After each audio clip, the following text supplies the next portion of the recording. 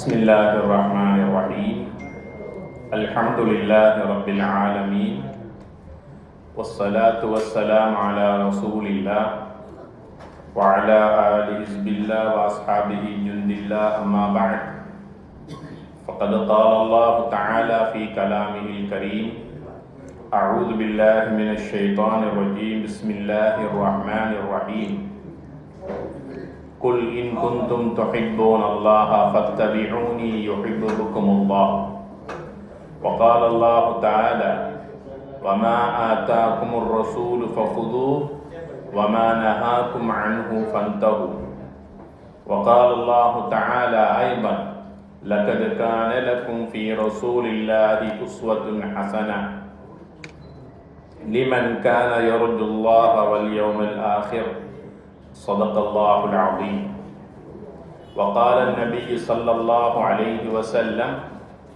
فمن رغب عن سنتي فليس مني رواه مسلم أو كما قال عليه الصلاة والسلام. கண்ணியத்திற்கும் மதிப்பிற்கும் உரிய உலமாக்களே, இந்த மன்றத்தினுடைய நிறைவேற்ற குழு உறுப்பினர்களே, இந்த முபாரக்கான மஜ்லிஸில் கலந்து சிறப்பித்து தானும் பயன்பெற்று பெற்றவற்றை மற்றவர்களுக்கும் சொல்லிக் கொடுக்க வேண்டும் என்ற நன்னோக்கத்தோடு தூய இஹ்லாஸ் என்கின்ற மன தூய்மையோடு இந்த இடத்திலே அமர்ந்திருக்கின்ற கண்ணியத்திற்கும் மதிப்பிற்கும் உரிய சகோதரர்களே, சகோதரிகளே, தாய்மார்களே, உங்கள் அனைவருக்கும் அஸ்ஸலாமு அலைக்கும் வரஹ்மத்துல்லாஹி வபரகாத்துஹு. எல்லாம் வல்ல அல்லாஹ்வுக்கு தபாரக் வ தஆலா இந்த இடத்தில் எங்களை எல்லாம் ஒன்று சேர்த்ததை போன்று நாளை சொர்க்கத்திலும் நம்மையும் நம்மை சார்ந்தவர்களையும் ஒன்று சேர்த்தல்வானாக. அளவற்ற அருளாளன் நிகரற்ற அன்புடையோன் அல்லாஹ்வின் பெயரால் இன்றைய இச்சொற்பொழிவை ஆரம்பம் செய்கிறேன். எல்லாம் வல்ல அல்லாஹ்வுக்கு தபாரக் வ தஆலாவின் சாந்தியும் சமாதானமும் எம் உயிரிலும் மேலான அனலம் கண்மணி நாயகம் ஸல்லல்லாஹு அலைஹி வஸல்லம் அவர்கள் மீதும் அவர்களுடைய தோழர்கள், துயர்ந்தவர்கள், தாபிஈன்கள், தபஅ தாபிஈன்கள் அத்தனை பேர் மீதும் நம் அத்தனை பேர் மீதும் நல்லவர்களான சாலிஹீன்கள் அனைவர்கள் மீதும் உண்டாவதாக. கண்ணியத்திற்கும் மதிப்பிற்கும் உரிய சகோதரர்களே, சகோதரிகளே, அல்லாஹு தஆலா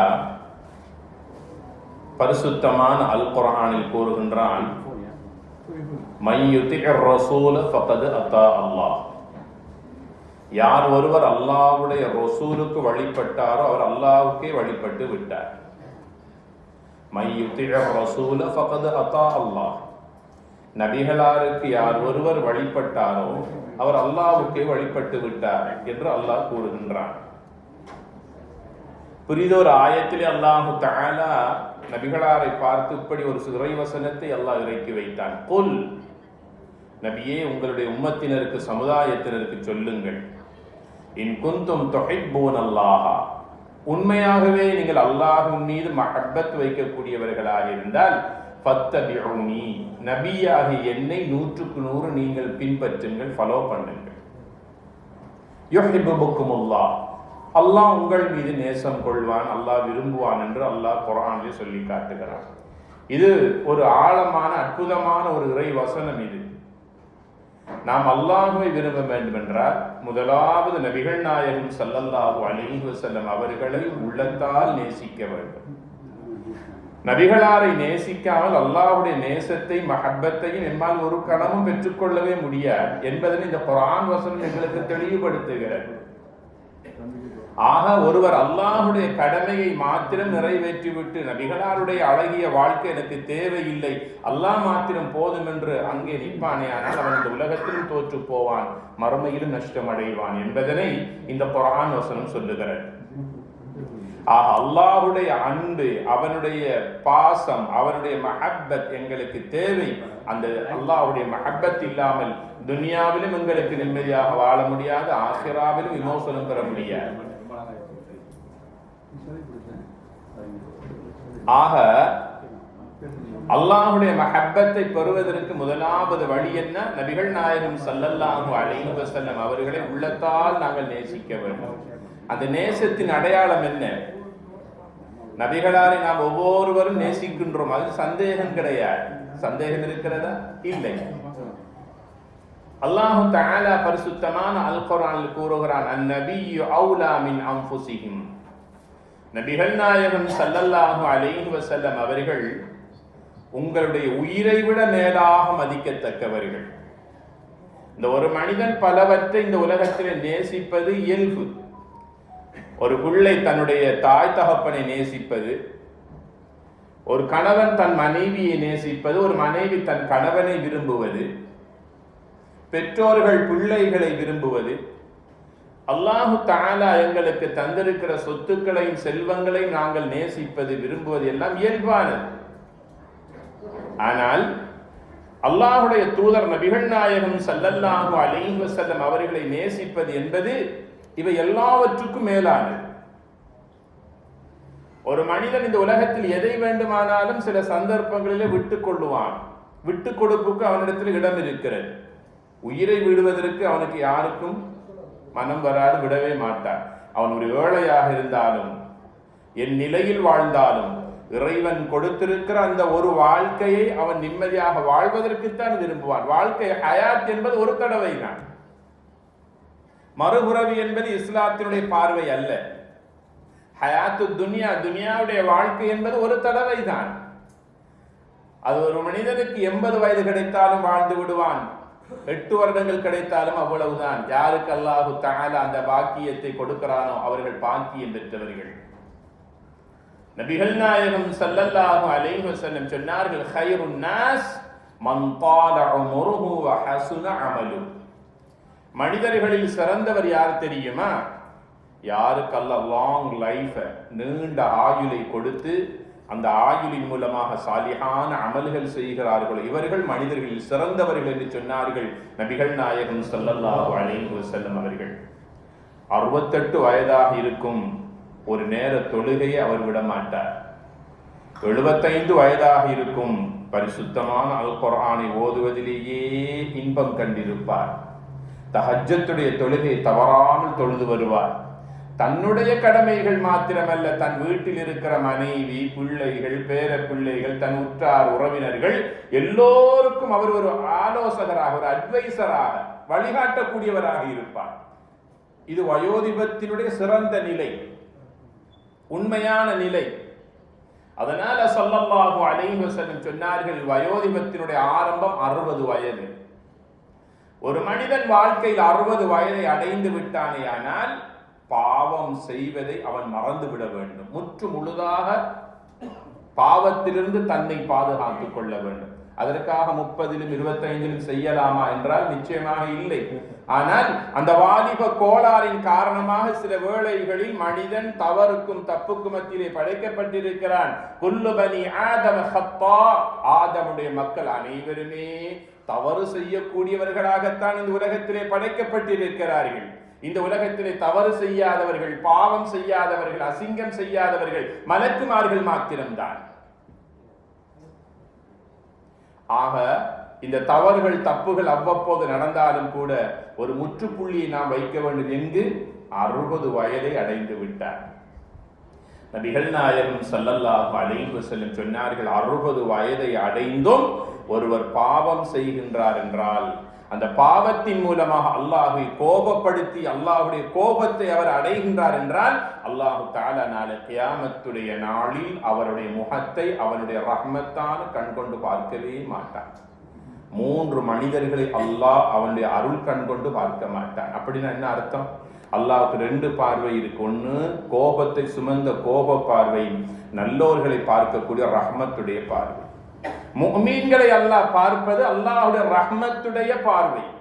அந்த பார்வையைத்தான் அல்லாஹு தஆலா ரமதானுடைய மாதம் முழுவதும் இரவிலும் பகலிலும் காலையிலும் மாலையிலும் அல்லாஹ் இந்த பூவுலகத்தில் இருக்கின்ற தன்னுடைய நல்லடியார்களை அல்லாஹ் பார்க்கின்ற பார்வை ரஹ்மத்துடைய பார்வை.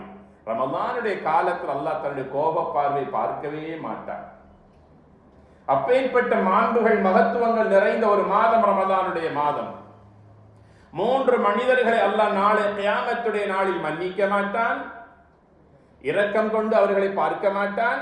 வலஹும் அஸாபுன் அலீம், நோவினை தரக்கூடிய கஷ்டங்களும் வலிகளும் வருத்தங்களும் தருகின்ற சொல்லனா துன்பங்களையும் துயரங்களையும் வேதனைகளையும் அல்லாஹ் அவர்களுக்கு கொடுப்பான். அதில் முதலாவது மனிதன் யாரு தெரியுமா? ஷேகுன் ஜானி. 60 வயதை அடைந்தும் பாவங்களை விடாமல் தொடராக செய்யக்கூடிய ஒரு வயோதிபர். 60 வயதாயிட்டு இன்னும் அவருக்கு நாணம் புறக்கல்ல, அவர் இன்னும் அதிலிருந்து மீள இல்லை. பழைய காலத்தில் இள வயதில் செய்த தவறுகளையும் அசிங்கங்களையும் தொடராக செஞ்சு கொண்டே இருக்கிறார். தொழுகையின் பக்கமாக ஆர்வம் இல்லை, குர்ஆன் ஓதுவதில் வெறுப்பு தன்மை, குடும்ப உறவினர்களோடு சேர்ந்து வாழ்றதுல அவருக்கு ஒரு இன்பம் இல்லை. விசேஷமாக அவர் துர்நடத்தையில் ஈடுபடக்கூடிய ஒரு வயோதிபராக இருப்பார். ஷேகுன் ஜானி, ஜினா செய்யக்கூடியவராக இருப்பார் என்று சொன்னார்கள்.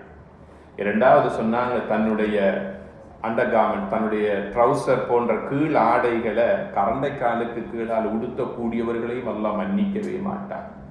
பெருமையின் அடையாளம் கரண்டைக்காலுக்கு கீழால உடுத்துறது. கரண்டைக்கால தெரியுமா? எங்க அந்த மொழி ஒன்று இருக்கு, அதுல அதுக்கு கீழே உடுப்பு உடுத்துறது முஸ்லிம்களான ஆண்களுக்கு ஹராம். எத்தனையோ பேரை பாருங்க, சரம் உடுத்துறாங்க, வேஷ்டி உடுத்துறாங்க, ட்ரௌசர் உடுத்துறாங்க, அந்த மொழிக்கு கீழால தொங்கி கொண்டிருக்கிறது. பெருமையின் அடையாளம் என்று சொன்னாங்க நபிகள் நாயகம் ஸல்லல்லாஹு அலைஹி வஸல்லம்.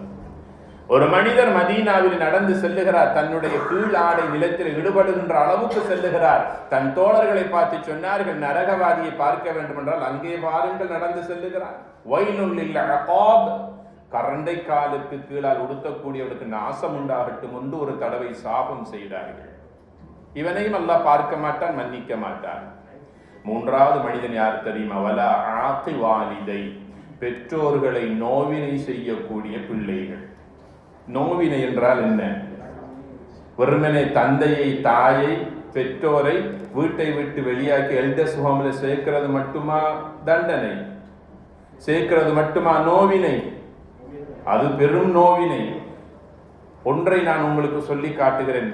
ஒரு பிள்ளை தாய் தகப்பனோடு டெலிபோன் எடுத்து பேசுகின்ற போது உம்மா வாப்பா யோசிக்கிறாங்க, நான் பேசுறதுனால பிள்ளை கோபப்பட்டுருவானோ, என்னோட கோவிச்சு கொள்ளுவானோ. தாய் தகப்பன் பிள்ளைகளுக்கிட்ட யோசிச்சு யோசிச்சு வார்த்தைகளை விடுவார்களே, ஆனால் அந்த பிள்ளையின் மூலமாக பெற்றோர்கள் பயந்திருக்கிறார்கள் என்பது அர்த்தம். எப்படி பேச வேண்டும் என்று நமக்கு கற்றுத்தந்தவர்கள் அந்த பெற்றோர்கள். அந்த பெற்றோர்கள் எப்படியும் பேசலாம் பிள்ளைகளுக்கு முன்னால். பிள்ளைகளோடு பேசுகின்ற போது பெற்றோர்கள் யோசிக்க தேவையில்லை. என்னுடைய மகனோடு பேசுவதற்கு எனக்கு என்ன யோசனை, பயம். சில பெற்றோர்கள் அப்படி பயப்படுகிறார்கள். மகனோட பேசுறதுக்கு இந்த டைம்ல அவன் எப்படி இருப்பானோ தெரியாது, எப்படி என்னோட சத்தம் போட்டுருவானோ தெரியாது, என்னோட கோவிச்சு கொள்ளுவானோ தெரியாது. இருக்குதா இல்லையா?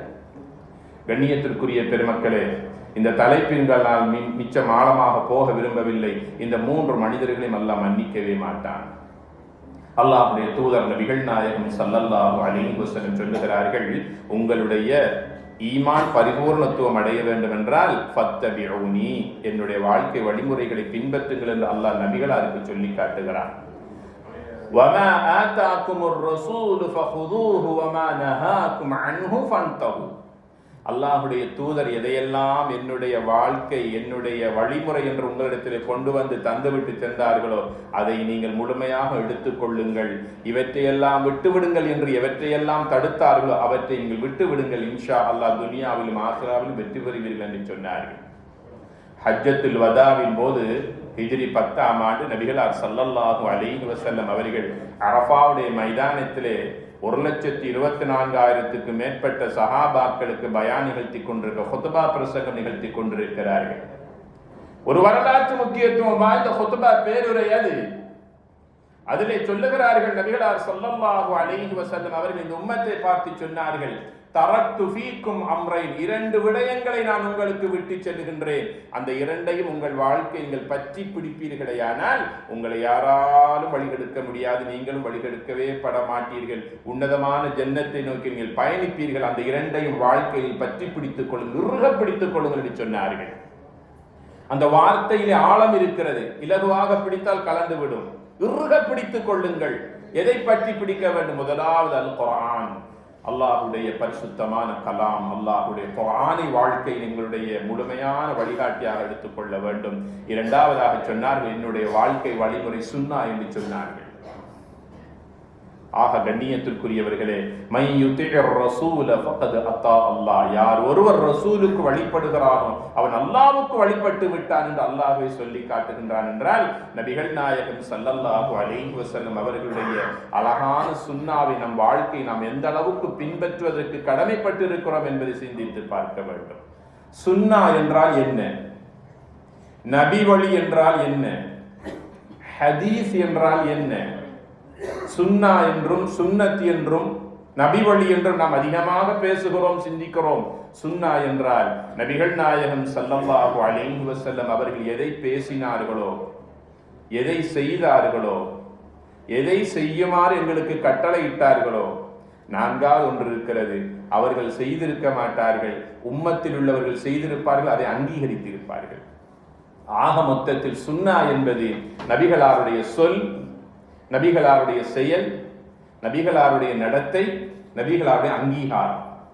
இந்த 4 விடயங்களும் சேர்ந்ததுதான் நபிகள் நாயகம் ஸல்லல்லாஹு அலைஹி வஸல்லம் அவருடைய சுன்னா. சில விடயங்களை என்னுடைய நேரத்தை நான் கவனத்தில் கொண்டு சில விடயங்களை நபிகளார் ஸல்லல்லாஹு அலைஹி வஸல்லம் அவர்களுடைய சுன்னா எங்கே எல்லாம் இருக்கிறது, நாம் எப்படியெல்லாம் அதிலே தவறிழைத்துக் கொண்டிருக்கிறோம், அலட்சியமாக விட்டுக் கொண்டிருக்கிறோம் என்பதை இந்த நேரத்தில் நான் உங்களுக்கு சுட்டிக்காட்ட விரும்புகிறேன். ஆஜி ஃபாரூக் சாப் அவங்க சொன்னாங்க, இன்றைக்கு தான் விஞ்ஞானம் நபிகளாருடைய சுன்னாவை பிரமிப்போடு ஆச்சரியத்தோடு பேசுகிறது. 1400 ஆண்டுகளுக்கு முன்னால் நபிகள் நாயகம் ஸல்லல்லாஹு அலைஹி வஸல்லம் அவர்கள் இலகுவாக சொல்லிவிட்டு சென்று விட்டார்கள். லகத் கான லகும் ஃபீ ரசூலில்லாஹி உஸ்வத்துன் ஹஸனா. நபிகள் நாயகம் ஸல்லல்லாஹு அலைஹி வஸல்லம் அவர்களை ஒரு மனிதன் வாழ்க்கையில் எந்த தரத்தில் பார்க்க சென்றாலும் அவனுக்கு அங்கே ஒரு ரோல் மாடல் இருக்குது, முன்மாதிரி இருக்குது, அழகான முன்மாதிரி இருக்குது என்று அல்லாஹ் சொல்லி காட்டுகிறார். எதிலே சென்றாலும் குடும்ப வாழ்க்கை, நபிகளாருடைய குடும்ப வாழ்க்கையை பார்க்கிறீர்களா, அங்கே உங்களுக்கு ஒரு முன்மாதிரி இருக்கிறது. நபிகளார் எப்படி வாகனத்திலே பயணம் செய்தார்கள் என்று சிந்திக்கிறீர்களா, அங்கே உங்களுக்கு ஒரு அழகிய முன்மாதிரி இருக்கிறது. வெறுமனே தொழுகை, நோன்பு, ஜகாத்தோடு மாத்திரம் எங்களுக்கு நபிகளார் ஸல்லல்லாஹு அலைஹி வஸல்லம் அவர்கள் இந்த சுன்னாவை எங்களுக்கு வழிகாட்டி விட்டு செல்லவில்லை. தனி மனித குடும்ப வாழ்க்கையிலும் எப்படி வாழ வேண்டும் என்று எங்களுக்கு வழிகாட்டி விட்டு சென்றிருக்கிறார்கள். ஒரு அழகான வரலாற்று சம்பவத்தை இந்த இடத்தில் நான் உங்களுக்கு நினைவுபடுத்த விரும்புகிறேன். 3 மனிதர்கள் ஒரு நாள் நபிகள் நாயகம் ஸல்லல்லாஹு அலைஹி வஸல்லம் அவருடைய வீட்டுக்கு வருகிறார்கள். நபிகளார் ஸல்லல்லாஹு அலைஹி வஸல்லம் அவர்கள் அந்த நேரத்தில் வீட்டிலே இல்லை. அந்த 3 மனிதர்களும் நபிகளாருடைய கதவை தட்டுகிறார்கள். கதவை தட்டி நபிகளாருடைய வருகையை கேட்டபோது ஆயிஷா ரலியல்லாஹு தஆலா அன்ஹா அவர்கள் சொன்னார்கள், நபிகளார் ஸல்லல்லாஹு அலைஹி வஸல்லம் அவர்கள் வீட்டை விட்டு வெளியே சென்றிருக்கிறார்கள், வருவதற்கு நேரமாகும், தாமதமாகும் என்று சொன்னபோது அந்த 3 மனிதர்களும் ஆயிஷா ரலியல்லாஹு அன்ஹா அவர்களிடத்தில் கேட்டார்கள், நபிகளாருடைய வீட்டு வெளி வாழ்க்கையை பற்றி எங்களுக்கு தெரியும், வீட்டு வாழ்க்கையை பற்றி எங்களுக்கு சொல்லுங்கள்.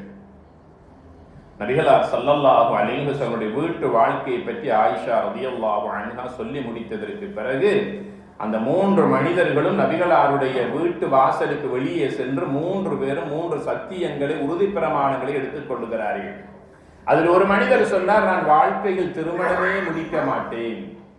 கல்யாணம் முடிச்சு மனைவியாகிவிட்டால் கொஞ்ச நாளைக்கு பிறகு பிள்ளைகளாகிவிட்டால் குடும்பம், குடும்பத்துக்காக உழைக்க வேண்டும், சம்பாதிக்க வேண்டும், இப்படியெல்லாம் இருந்தால் தொழ முடியாது, நோன்பு பிடிக்க முடியாது, நபிகளாரை போல உச்ச நிலையிலே நான் ஈமானை அடைய முடியாது. ஆக நான் பிரம்மச்சாரியாக இருந்து தனியாக இருந்து அதிகமாக அமல் செய்ய போகிறேன் என்று திருமணம் முடிக்க மாட்டேன் என்று சபதம் செய்து சத்தியம் செய்தார் நபிகளாருடைய வீட்டு வாசலுக்கு வெளியே. இதை உள்ளே இருந்து ஆயிஷா ரலியல்லாஹு அன்ஹா செவிமடுத்து பார்த்து கொண்டிருக்கிறார்கள்.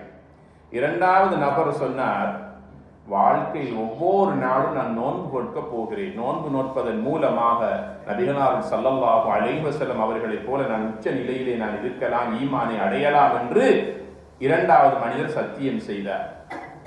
3ஆம் அவர் சத்தியம் செய்தார், இரவையிலே நான் தூங்கப் போவதில்லை, வாழ்க்கை முழுவதும் கியாமுல்லை, இரவு நேர வணக்கத்திலே நான் ஈடுபட போகிறேன், இதன் மூலமாக அல்லாஹ்வுடைய நெருக்கத்தை நாம் பெற்றுக்கொள்ளலாம் என்று 3 மனிதர்களும் சத்தியம் செய்கிறார்கள்.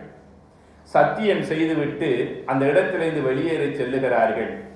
சற்று நேரம் கழித்து நபிகள் நாயகம் ஸல்லல்லாஹு அலைஹி வஸல்லம் வீட்டுக்கு வருகிறார்கள். நடந்த விடயத்தை ஆயிஷா ரலியல்லாஹு அன்ஹா அவர்கள் எல்லாவற்றையும் கேட்டவற்றை எல்லாம் சொல்லி முடிக்கிறார்கள். அந்த 3 மனிதர்களுக்கும் தெளிவு விளக்கம் கொடுப்பதற்கு நபிகளார் சந்தர்ப்பம் தேடிக்கொண்டிருக்கிறார்கள்.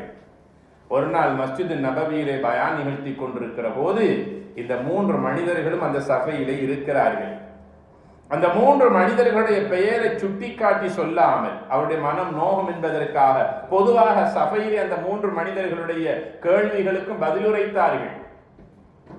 முதலாவது சொன்னார்கள், அந்நிகாஹு மின் சுன்னதி, நிகாஹ் என்பது என்னுடைய அழகான வாழ்க்கை வழிமுறையில் உள்ளது, அது எனக்கு தேவையில்லை என்று யார் ஒருவர் ஒதுக்கிக் கொள்வாரோ ஃபமன் ரகிப அன் சுன்னதி ஃபலைஸ மின்னி, நிகாஹ் தேவையில்லை என்று ஒதுக்கிக் கொண்டால் அவர் என்னை சார்ந்தவர் அல்ல.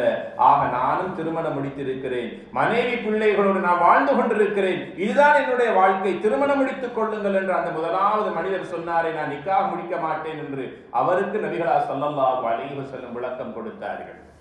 காலமெல்லாம் நோன்பு நோட்க போகிறேன் என்று சொன்னாரே, அவருக்கு பதில் சொன்னார்கள், காலம் முழுவதும் நோன்பு நோட்பது என்னுடைய உம்மத்தினருக்கு தடை செய்யப்பட்டிருக்கிறது, திங்களிலும் வியாழனிலும் நோற்றுக் கொள்ளுங்கள். மேலதிகமாக இன்னும் நோக்க வேண்டும் என்ற சக்தி உங்களுடைய உடலில் ஆரோக்கியம் இருக்கிறதா, 13, 14 மற்றும் 15 ஆகிய நாட்களிலே நோன்பு நோற்றுக் கொள்ளுங்கள். தினமும் ஒவ்வொரு நாளும் அல் விசால் தொடர் நோன்பு நோட்பது என்னுடைய உம்மத்திற்கு தடை செய்யப்பட்டிருக்கிறது என்று காலமெல்லாம் நோன்பு நோக்க தயாராகி மனிதனுக்கு நபிகளார் ஸல்லல்லாஹு அலைஹி வஸல்லம் பதில் சொன்னார்கள்.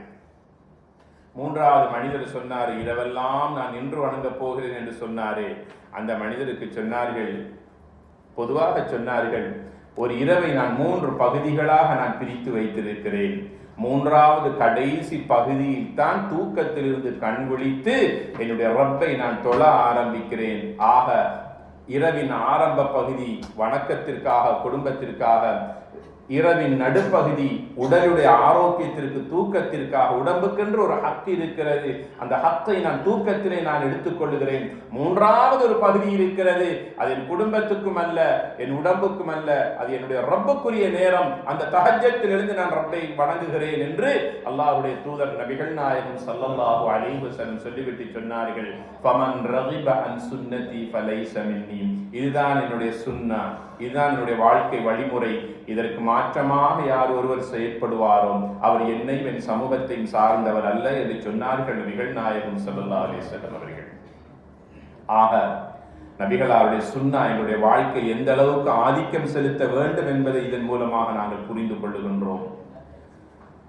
எந்த நேரத்திலும் நபிகளார் ஸல்லல்லாஹு அலைஹி வஸல்லம் அவர்கள் மிஸ்வாக்கு செய்கின்ற பழக்கத்தை தன் வாழ்க்கையில் விரும்பி செய்வார்கள். ஆயிஷா ரலியல்லாஹு அன்ஹா அவரிடத்தில் கேட்கப்பட்ட கேள்வி, நபி அவர்கள் எப்படி வீட்டுக்குள்ளே வருவார்கள், இருப்பார்கள்? சொன்னாங்க ஆயிஷா ரலியல்லாஹு அன்ஹா, வீட்டை விட்டு நபி அவங்க வெளியே போனாங்கன்னா உள்ள சலாம் சொல்லி கொண்டு வருவாங்க. உள்ளே வந்ததற்கு பிறகு தன்னுடைய கையில் இருக்கின்ற மிஸ்வாக்கை எடுத்து மிஸ்வாக்கு செய்து வாயை கொப்பளித்து விடுவார்கள். வாய் சுத்தமானதற்கு பிறகு என் அருகில் வந்து நெருக்கமாக உட்காருவார்கள். சொன்னாங்க நபிகளார் ஸல்லல்லாஹு அலைஹி வஸல்லம், அஸ்ஸிவாக்கு மத்ஹரத்துன் லில்ஃபம் மர்தாத்துன் லிர்ரப், மிஸ்வாக்கு செய்வதனால் 2 நன்மைகள். ஒன்று, வாய் பற்கள் தூய்மைப்படுத்தப்படுகிறது, கிருமிகளிலிருந்து, பாக்டீரியாக்களிலிருந்து, தொற்று நோய்களிலிருந்து, துர்வாடையிலிருந்து வாயும் பற்களும் தூய்மையாக்கப்படுகிறது. இது முதலாவது நன்மை. எங்களுடைய உலக வாழ்க்கையில் நாங்கள் காணுகின்ற லௌகீக நன்மைகளில் இது ஒன்று, எங்களுடைய வாய் துப்புரவாக இருக்கிறது.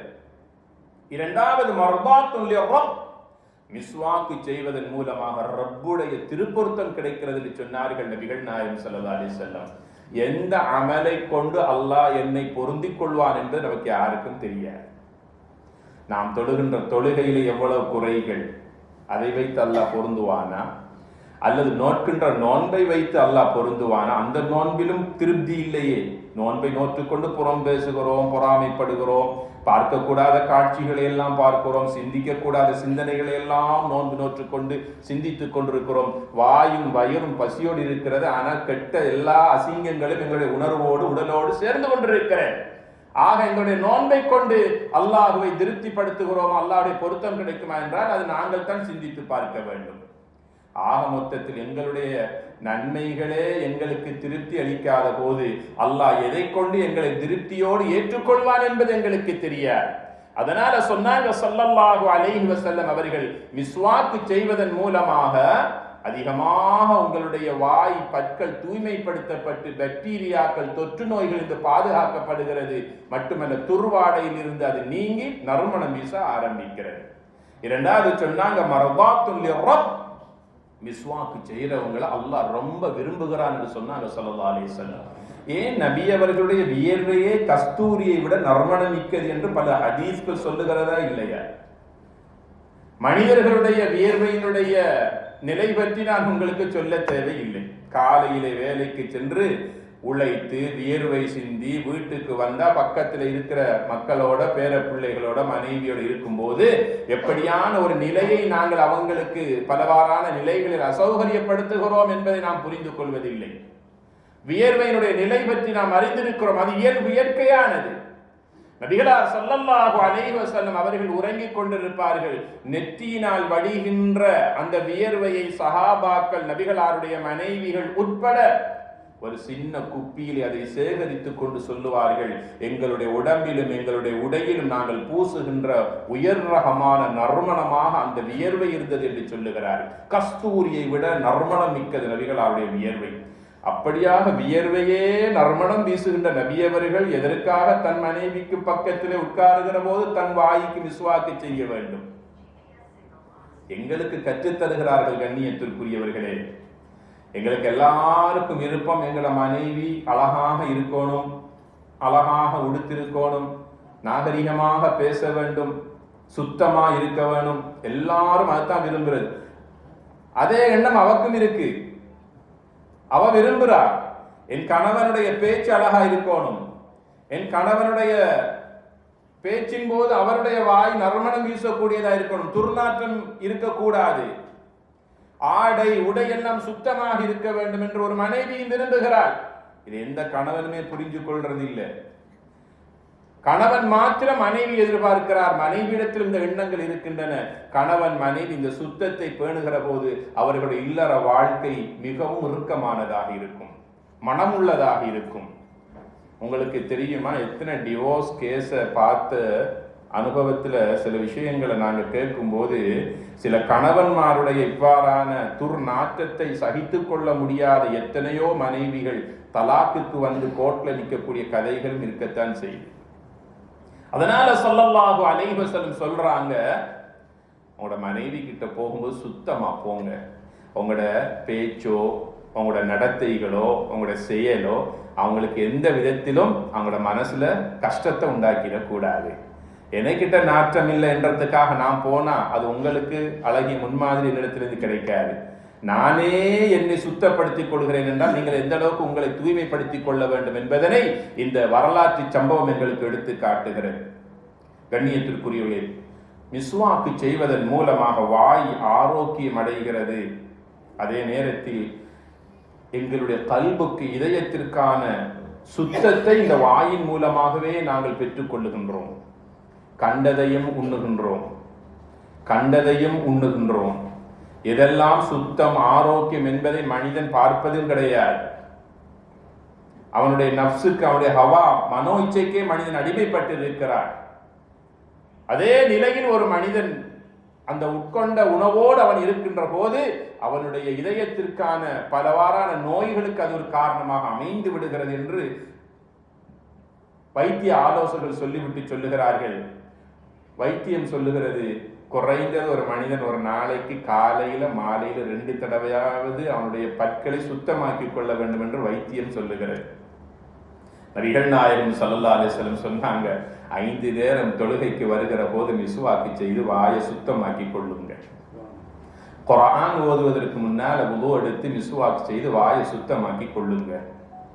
படுக்கைக்கு செல்லுகின்ற போது அழகான முறையில் வுது எடுக்கிறதுக்கு முன்னால வாயை சுத்தமாக்கி கொண்டு படுக்கைக்கு பெட்டுக்கு போங்க. உங்களோட மனைவி கிட்ட படுக்கை செல்லும் போது மிஸ்வாக்கு செய்து கொள்ள வேண்டும் என்று ஸல்லல்லாஹு அலைஹி வஸல்லம் சொல்லுகிறார்கள்.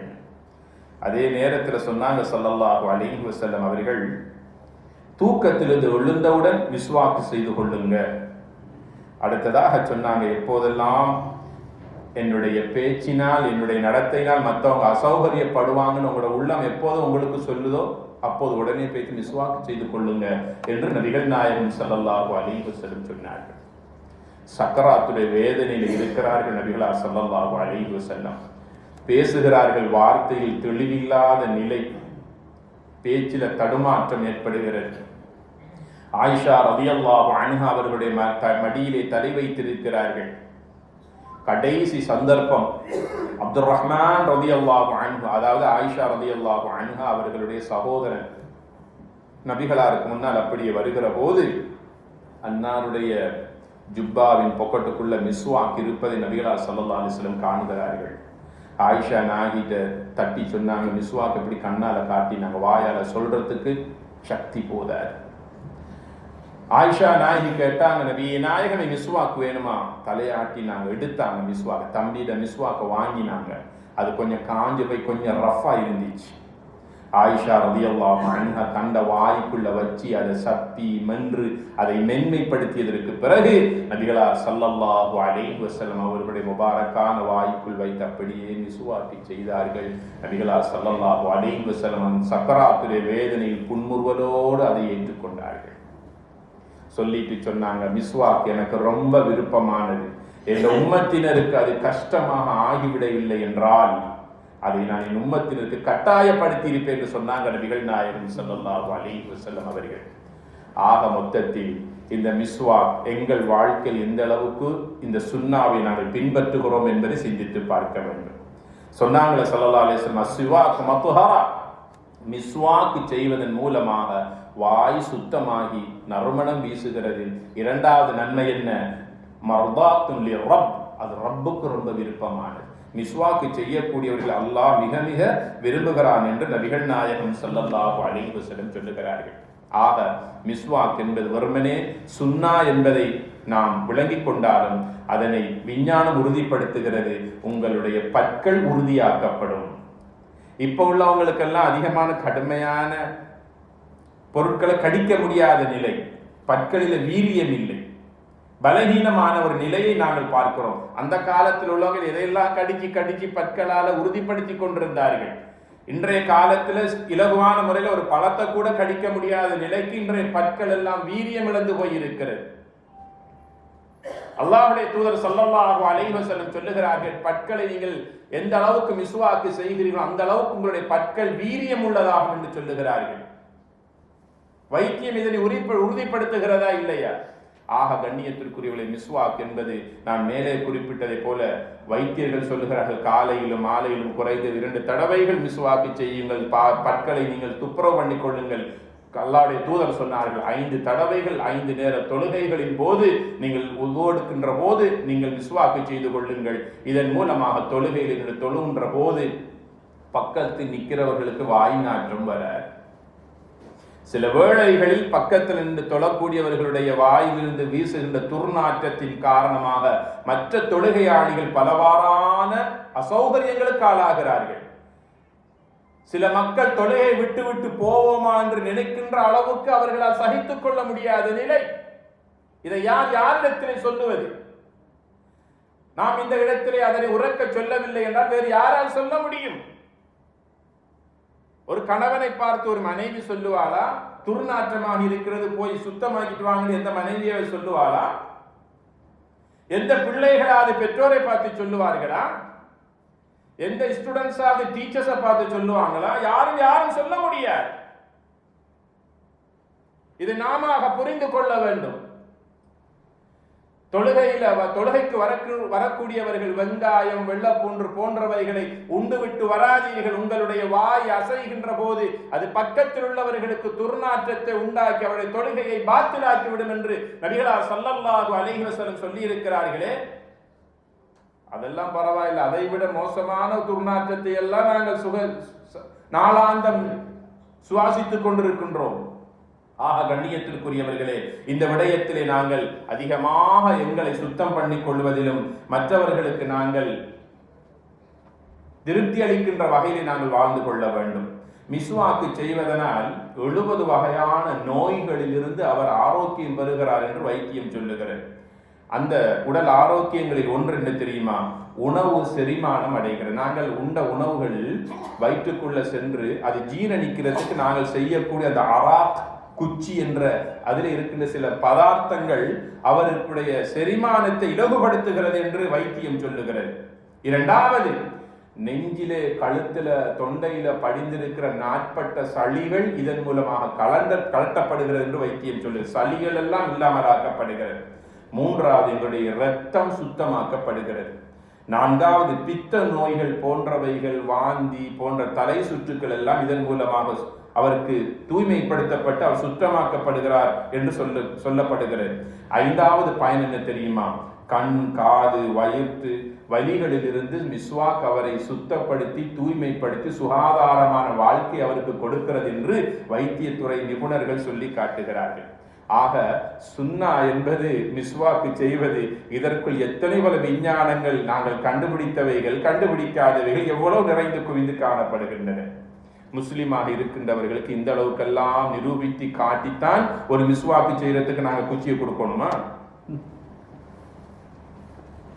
எங்கட நாட்டில் ஒரு ஹசரத் ஒரு ஜும்மா தினத்தில் ஹுத்பா பிரசங்கம் செய்து கொண்டிருக்கும் போது 25 நிமிட ஹுத்பா பிரசங்கத்தை மிஸ்வாக் செய்வதனால் கிடைக்கின்ற பலன்கள், துனியா ஆஹிராவுடைய பயன்கள், உடல் ரீதியான பயன்கள், இப்படியான ஒரு தலைப்பில் ஒரு அரை மணித்தான ஹுத்பா மிம்பர்ல மிஸ்வாக்கை பற்றியே பேசி கொண்டு இருந்திருக்கிறார்.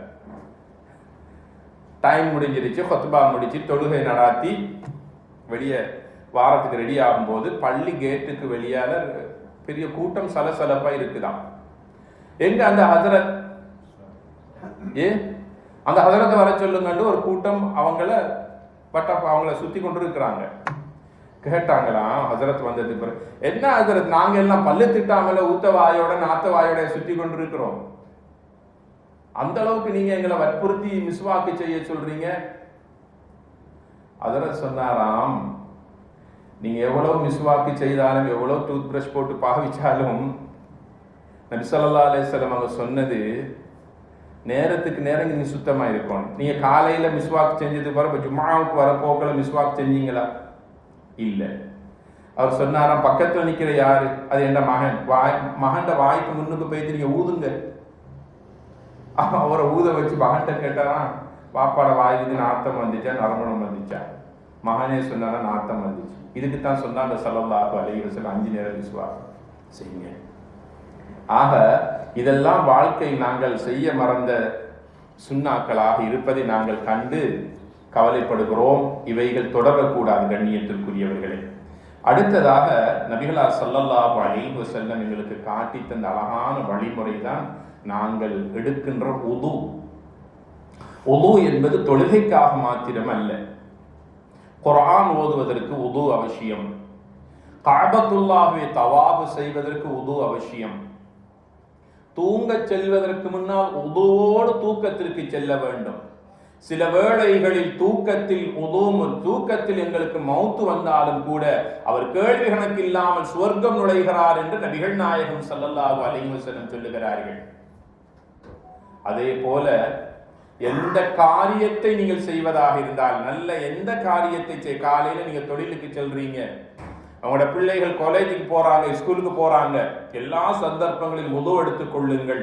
உங்களுடைய முகத்தில் இருக்கின்ற தூசிகள் எல்லாம் அகற்றப்படுகிறது. உங்களுடைய கண்களுடைய மடிப்பிலும் ஆங்காங்கே மறைந்திருக்கின்ற தூசிகளும் துகள்களும் உது எடுப்பதன் மூலமாக கழுவப்பட்டு உங்களுடைய முகம் பொலிவடைகிறது. ஒரு நாளைக்கு குறைஞ்சது 5 தடவைகள் உதவெடுக்கும் போது எங்களுடைய கைகளால் இப்படி தடவும் போது எங்களுடைய முகம் அப்படியே இந்த முகத்தினுடைய தோல்கள் மசாஜ் செய்யப்பட்டு அது இலகுபடுத்தப்பட்டு கடுமையான ட்ரை நிலையிலிருந்து ஹாட்டான நிலையிலிருந்து பாதுகாக்கப்படுகிறது. ஒரு ஆய்வு சொல்லுகிறது, முஸ்லிம்கள் உதவெடுக்கிறார்கள், இதன் மூலமாக அவர்களுடைய முகத்தை நீங்க கொஞ்சம் கையால தொட்டு பாருங்கள், ரோஜாவை விட மென்மையான முகத்தை உடையவர்கள் முஸ்லிம்கள் என்று ஒரு ஆய்வு சொல்லுகிறது.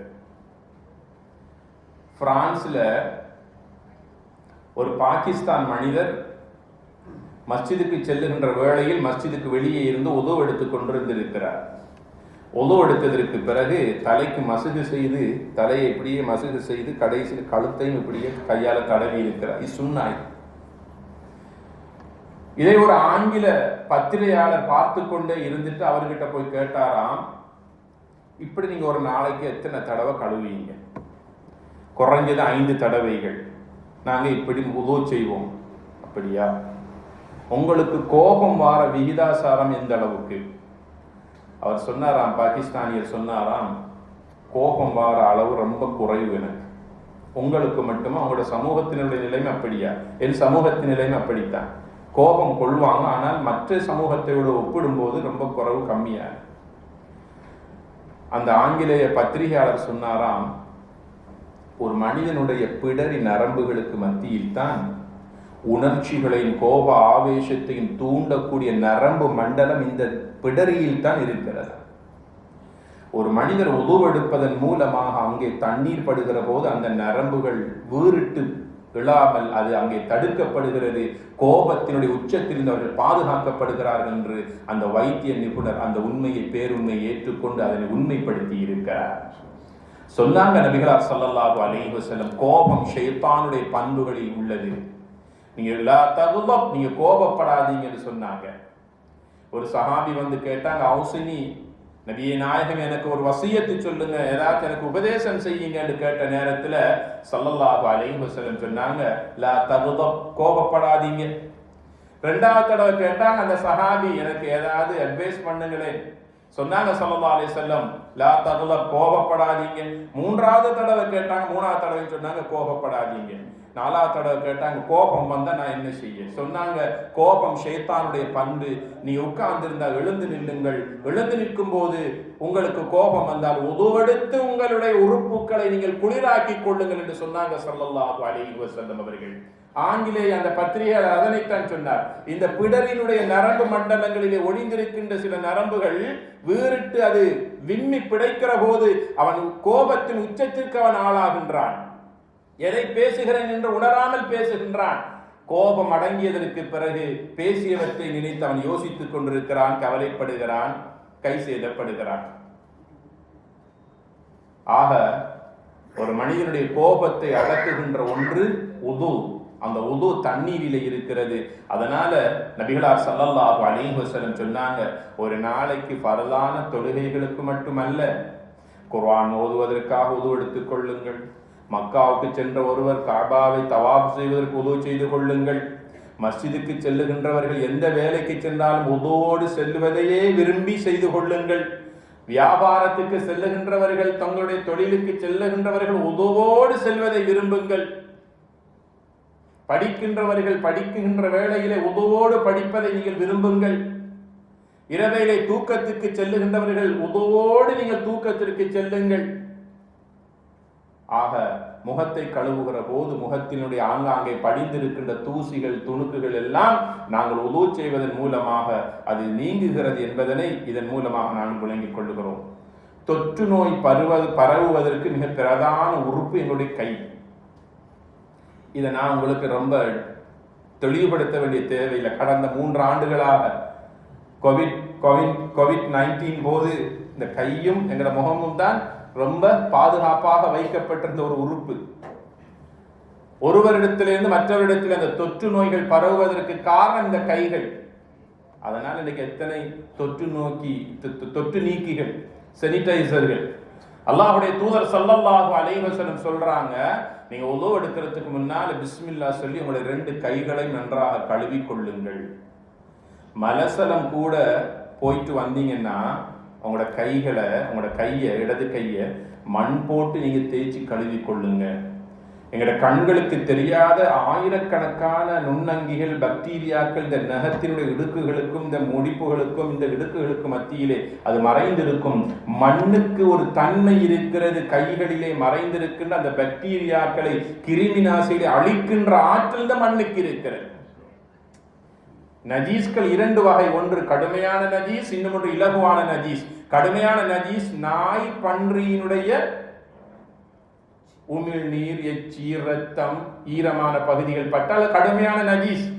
7 தடவைகள் அதை கழுவ வேண்டும். அதில் ஒரு தடவை என்ன, மண்ணை போட்டு அந்த நஜீஸ் பட்ட இடத்தை தேய்த்து கழுவ வேண்டும். ஏன்னா அது எந்த ஒரு சானிடைசர் போட்டாலும் அந்த கிருமியை அழிக்க முடியாது, மண்ணை தவிர. மண்ணுக்கு அந்த அளவுக்கு ஆற்றல் உண்டு. அதனாலதான் ஒரு மனிதனுடைய வாழ்க்கை மண்ணோடு சம்பந்தப்பட்டிருக்கிறது. இந்த நாங்கள் சுமந்து கொண்டிருக்கிற இந்த உடம்பு அது எனக்குரியது அல்ல, அது மண்ணுக்குரியது. மண்ணாலதான் நல்லா படைத்தான். மலேசியாவிலிருந்து கொஞ்சம் மண் எடுத்தான், இந்தியாவிலிருந்து கொஞ்சம் மண் எடுத்தான், ஆப்பிரிக்காவிலிருந்து கொஞ்சம் மண் எடுத்தான், சவுதியிலிருந்து கொஞ்சம் மண் எடுத்தான். அதனால அந்தந்த நாட்டுக்கு ஏற்றாற் போல மக்கள் உருவாகி கொண்டிருக்கிறார்கள். இந்த உடம்பு எங்களுக்குரியதல்ல, அது மண்ணுக்குரியது. எந்த அதிகாரமும் இல்லை இந்த உடம்பை நாங்க பழிக்கிறதுக்கோ இகழ்வதற்கோ தண்டிப்பதற்கோ எங்களுக்கு எந்த அதிகாரமும் கிடையாது. உயிரை மாய்த்துக் கொள்வதற்கும் எங்களுக்கு எந்த விதமான அதிகாரம் கிடையாது. நாங்க சுமந்து கொண்டிருக்கிற இந்த உயிர் அல்லாஹ்வுக்குரியது. அல்லாஹ் தானே ஊதினான். அதனாலதான் அது ஹராமாக்கப்பட்டிருக்கிற தற்கொலை. ஏன்? ஆக மொத்தத்தில் எங்களிடத்தில் இருக்கிற எந்த ஒன்றும் எங்களுக்கு சொந்தமானது அல்ல. அல்லாஹ் எங்களுக்கு தந்திருக்கிற அமானிதம். எங்களுடைய நாங்கள் சுவாசிக்கின்றோம். எத்தனை தடவைகள் ஒன்றை விடுகிறோம், ஒன்றை இழுக்கின்றோம், ஒன்றை விடுகிறோம், ஒன்றை இழுக்கின்றோம். ஒன்றை விட்டு இன்னும் ஒன்றை உள்ளே இழுக்கவில்லை என்றால் காலியாகி விடுகின்றோம். ஆக மொத்தத்தில் இந்த உயிரை அல்லாஹ் எங்களுக்கு தந்திருப்பது எங்களுடைய நிஅமத். அல்லாஹ் தந்திருக்கிற ஒரு அமானிதம். அதனால சொன்னாங்க ஸல்லல்லாஹு அலைஹி வஸல்லம், எங்களோட நெஞ்சு அப்படியே சுவாசம் செயல்பட்டு கொண்டே இருக்கிறது. உங்களோட ஒவ்வொரு மூச்சும் சுப்ஹானல்லாஹ்வாக இருக்க வேண்டும், ஒவ்வொரு மூச்சும் அல்ஹம்துலில்லாஹ்வாக இருக்க வேண்டும், ஒவ்வொரு மூச்சும் அல்லாஹு அக்பராக இருக்க வேண்டும். இதுதான் நீங்கள் விடுகின்ற மூச்சுக்கு அல்லாஹ்வுக்கு செய்கின்ற ஷுக்ர், நன்றி. அல்லாஹ்வுக்கு நன்றி உள்ளவர்களாக இருக்கணும். கண்ணியத்திற்குரிய சகோதரர்களே, ஒரு ஆலிமினுடைய ஷுக்ர், நன்றி என்ன? தான் கற்றவற்றை தன் உள்ளத்தோடு கல்போடு வைத்துக் கொள்ளாமல் மக்களுக்கு தான் கற்றவற்றை அவர் சொல்லிக் கொடுப்பது ஆலிம். அல்லாஹ்வுக்கு செய்கின்ற ஷுக்ர். ஆலிம் என்றால் வெறுமனே ஹஜரத் மட்டுமல்ல, டீச்சர்ஸ்மாரும் அதுக்குள்ளதான் வருவாங்க, ப்ரொஃபஸர்மார்களும் அதுக்குள்ளதான் இருக்கிறாங்க. கற்றவர்கள் கற்றவற்றை மற்றவர்களுக்கு சொல்லிக் கொடுக்கிறார்கள் தெரியாதவர்களுக்கு. அது அல்லாஹ்வுக்கு அவர்கள் செய்கின்ற ஷுக்ர். செல்வந்தர்கள் அல்லாஹ்வுக்கு செய்ய வேண்டிய ஷுக்ர் என்ன? அவருடைய செல்வத்திலிருந்து தேவையுள்ள மக்களை நாடி சென்று உதவி செய்வது. எவ்வளவு உதவி செய்ய வேண்டும்? எவ்வளவு வருமானத்தை அவர் பெறுகிறார் என்பது அவருக்கு மாத்திரம். வருமானத்துக்கு ஏற்ற அளவுக்கு அவருடைய சதக்காக்கள் அமைய வேண்டும். ஆயிரக்கணக்கில் லட்சக்கணக்கில் உழைத்து சம்பாதித்து வருமானத்தை பெற்று சும்மா சில்லற காசிகளையும் கொஞ்சம் கொஞ்சமா எண்ணி கொடுப்பதல்ல அவருடைய சதக்காவும் அவருடைய ஷுக்கூர். வருமானத்துக்கு ஏற்ற சதக்காவை அவர் நிறைவேற்றுவது அல்லாஹ்வுக்கு அவர் செய்கிற ஷுக்கூர். ஆக நாங்கள் விடுகின்ற மூச்சு அல்லாஹ்வுக்குரியது. இந்த உடம்பு அல்லாஹ் எங்களுடைய பூமியின் மூலமாக அல்லாஹ் எங்களுக்கு தந்தவைகள். ஆக எங்களுடைய கைகளினாலே அதிகமான தொற்று நோய்கள் பரவுவதற்கு, கிருமிகள் பரவுவதற்கு காரணமாக அமைகிறது. நபிகள் நாயகம் ஸல்லல்லாஹு அலைஹி வஸல்லம் சொன்னாங்க, மலசலம் கூட போனீங்கன்னா மண்ணால் அவங்களோட கையை சுத்தம் பண்ணி கொள்ளுங்க. ஒருத்தருக்கு நீங்க சொல்லிக் கொடுக்கக்கூடிய ஒரு அழகான ஒரு சுன்னாதான் சுத்தத்தினுடைய வழிமுறைகள். இன்னல்லாஹ யுஹிப்புத் தவ்வாபீன் வ யுஹிப்புல் முத்தஹிரீன். அல்லாஹ் இந்த உம்மத்துல ரெண்டு சமூகத்தினரை அல்லாஹ் ரொம்ப விரும்புகிறான். அல்லாஹ்வுக்கு ரெண்டு பேரை ரொம்ப விருப்பம். முதலாவது யாரு? முத்தஹிரீன், சுத்தமா இருக்கிறாங்க. உடலால் சுத்தம், உடையினால் சுத்தம், உள்ளத்தினால் சுத்தம், அவருடைய பேச்சினால் சுத்தம், அவருடைய நடத்தையினால் சுத்தம். சுத்தம் என்பது ஒருவனை சும்மா அத்தரை பூசிக்கொண்டு சுத்துறது அல்ல. உடல் சுத்தம், உடை சுத்தம். அதனால அல்லாஹ் குர்ஆனில் சொல்லுகிறான், யா பனி ஆதம் குது ஜீனத்தக்கும் இன்த குல்லி மஸ்ஜித். மக்களே, பள்ளிக்கு நீங்க போறதாக இருந்தா கொஞ்சம் யோசிங்க, உங்களோட சிந்தனை கெடுங்க. பள்ளி ஒன்றும் உங்களோட ஊடு இல்லை, பள்ளி ஒன்றும் உங்களோட கடை இல்லை, பள்ளி ஒன்றும் நீங்க நினைக்கிற மாதிரி ஒரு ஷாப்பிங் மால் அல்ல. அது அல்லாஹ்வுடைய மாளிகை. அங்கே மலக்குகள் நிறைந்திருக்கிறார்கள். முஃமின்கள் வாழும் இடம் அல்லாஹ்வுடைய வீடு. அங்க போறேன்னா நீங்க சுத்தமா போங்க, உங்களை அழகுபடுத்துங்க. ஜீனா என்ற வார்த்தை எல்லாம் சொல்லுங்க. ஜீனாண்டா எங்களை ரொம்ப ரொம்ப அழகுபடுத்தி கொள்ள வேண்டும். ஒரு பெருநாள் தினத்தில, நோன்பு பெருநாளோ ஹஜ்ஜி பெருநாள் தினத்திலேயோ எவ்வளவு அழகாக நாங்க போகின்றோம். காலையில குளித்து உடலுக்கும் உடைக்கும் நறுமணம் அத்தர் பூசி வீட்டிலேயே உதுவெடுத்து கொண்டு எவ்வளவு அழகாக நாங்கள் அன்றைய பெருநாள் தொழுகைக்காக மஸ்ஜிதுக்கு செல்லுகின்றோம். இதே போல ஒரு முஃமின் 5 நேர தொழுகைக்கும் தன்னை அழகுபடுத்திக் கொள்ள வேண்டும், உடலை சுத்தமாக்க வேண்டும், உடையை சுத்தமாக்கி கொள்ள வேண்டும். அதனாலதான் நாம் சொல்லுவோம், தொழுகைக்கு செல்வதற்காக பிரத்யேகமாக ஸ்பெஷல் ட்ரெஸ்ஸை வச்சுக்கொள்ளணும். எங்களோட வியாபாரத்துக்கு எங்களோட தொழிலுக்கு போன உடையோட ஆடையோட நாம் உள்ளே செல்லும் போது சில நேரங்களில் அது மூலமாக துர்நாற்றங்கள் வீசலாம். மார்க்கெட்ல உள்ள எங்களோட பிசினஸ்ல இருக்கக்கூடிய அந்த பொருட்களுடைய வாசம் கூட எங்களோட ஆடைகள்ல, அத்தர் கடையில வேலை செஞ்ச ஒருத்தர் எங்களை கிராஸ் பண்ணிட்டு போனாலும் அதுல அத்தர் தான் மணக்கும். கருவாட்டு கடையில வேலை செஞ்சவர் கிராஸ் பண்ணினா நடக்கும். இதான் நிலை. ஆக கண்ணியத்திற்குரியவர்களே, அல்லாஹ்வுடைய தூதர் ஸல்லல்லாஹு அலைஹி வஸல்லம் சொல்லுகிறார்கள், உங்கள் கைகளை நன்றாக கழுவிக்கொள்ளுங்கள். உதுவின் ஆரம்பமே பிஸ்மில்லாவோடு கையை கழுவுவதன் மூலமாக கைகளிலே மறைந்திருக்கிற இந்த கிருமிகள், தொற்று நோய்களுக்கான அனைத்து கிருமிகளும் அழிக்கப்படுகிறது என்று சொன்னார்கள். ஆக மொத்தத்தில் நாங்கள் பரலான தொழுகைக்கு மாத்திரமல்ல உதுவெடுப்பது, எல்லா நிலைகளிலும் உதுவோடு இருப்பதை விரும்ப வேண்டும். இதை அல்லாஹ் விரும்புகிறான். இதன் மூலமாக எங்களுடைய உடல் உறுப்புகள் சுத்தமடைகிறது. அடுத்ததாக 3வது விஷயம் என்ன தெரியுமா? அல்லாஹ்வுக்கு இன்னும் ஒன்று விருப்பம், இன்னும் ஒன்று வெறுப்பு. அல்லாஹ் இன்னல்லாஹ் யுஹிப்புல் உதாஸ் வ யுக்ரஹு தஸாஉப். தும்மலை அல்லாஹ் விரும்புகிறான். அச்சிடு தும்மல் போனா அது அல்லாஹ்வுக்கு ரொம்ப விருப்பம். ஆண்டு வாயை திறந்து கொட்டாய் விடுறது அல்லாஹ்வுக்கு வெறுப்பு. தும்மலை அல்லாஹ் விரும்புகிறான், கொட்டாவி அல்லாஹ் வெறுக்கின்றான். இந்த இரண்டும் எங்களுடைய கட்டுப்பாட்டில் இல்லை. உண்மையா இல்லையா? வந்தாலும் ஏண்டு கேட்க முடியாது, அது வரலாட்டியும் விசாரிக்கவும் முடியாது. எந்த இடத்துல தும்மல் வருதுன்னு தெரியாது. எந்த சபையில 4 பேருக்கு முன்னால நாகரிகமான மக்களுக்கு முன்னால உட்காரும் போது அந்த கொட்டாய் வந்து அசிங்கப்படுத்துன்னு தெரியவும் மாட்டார். வந்தா தடுக்கவும் முடியாது. இந்த நிலையில் இருக்கின்ற அந்த இயற்கையான நிகழ்வுகளை அல்லாஹ் எங்களை உடம்பினுடைய ஆரோக்கியத்துக்காகவே அல்லாஹ் தந்திருக்கிறான். தும்மலை அல்லாஹ் விரும்புகிறான், கொட்டாவி அல்லாஹ் வெறுக்கின்றான். இந்த இரண்டிலும் எந்த அளவுக்கு சுன்னாக்களை நபிகளார் ஸல்லல்லாஹு அலைஹி வஸல்லம் சொல்லி தந்திருக்கிறார்கள் என்று சற்று சிந்தித்து பாருங்கள். அச்சில் ஒருத்தர் தும்மினா மூக்கால சிந்தப்படுகிற சளி இருக்குது, கிட்டத்தட்ட 5000க்கும் மேற்பட்ட கிருமிகள், பாக்டீரியாக்கள் அந்த மூக்கினூடாக வெளியேற்றப்படுகிறது. அதனால தான் சொன்னாங்க WHO கொரோனா காலத்துல தும்மினவனை கண்டா தூர விலைக்கு ஓடுது. தும்மினவனை கண்டா தூர விலைக்கு ஓடு. எந்த நேரம் மாஸ்க போட்டு மூக்கை வாயை அடைச்சிக்கோ. தும்மலின் மூலமாக உடல் ஆரோக்கியம் கெட்டு போகிறது என்று அல்லாஹ்வுடைய தூதர் நபிகள் ஸல்லல்லாஹு அலைஹி வஸல்லம் சொன்னாங்க. தும்மல் வந்தா அவங்களோட கையில இருக்கிற இந்த கைக்குட்டை, லேஞ்சு போன்றவைகளால மூக்க மறைச்சு கொள்ளுங்கன்னு சொன்னாங்க நபிகள் நாயகம் ஸல்லல்லாஹு அலைஹி வஸல்லம். லேஞ்சி, கைக்குட்டை போன்றவைகள், டிசு போன்றவைகள் ஒன்றும் இல்லையா?